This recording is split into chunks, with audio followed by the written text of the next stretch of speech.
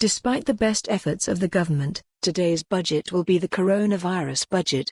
As much as Downing Street wants to refocus the conversation, even for a day, on its levelling up agenda, attention will inevitably fall on the Chancellor's economic antidote to the effects of the outbreak.But it isn't just ministers determined to acknowledge that there's a world beyond this virus.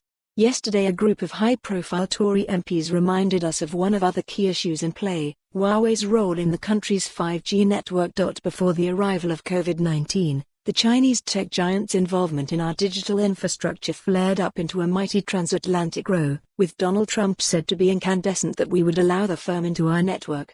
U.S. congressmen wrote furious letters to No. 10 and the president's chief of staff paid a visit to express American concerns in person.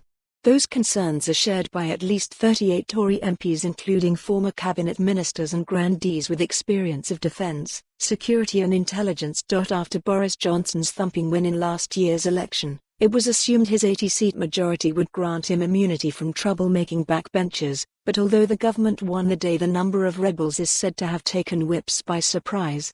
David Davis, a man who enjoys a bit of bravado, said the rebellion was just a taste of things to come. He claimed it was spontaneous, a bit of a stretch, and that if they actually tried to orchestrate a government defeat they could do so.